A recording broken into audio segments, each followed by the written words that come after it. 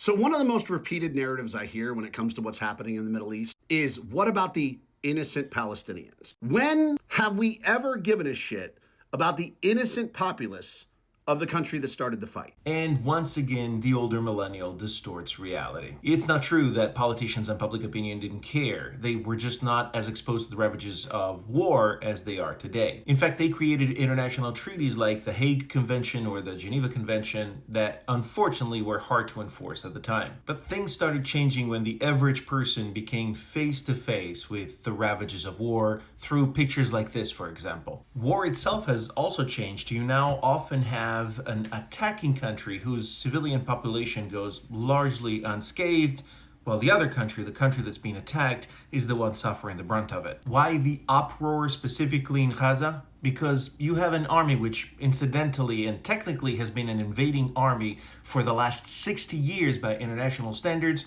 You have an army that in response to those heinous attacks did this.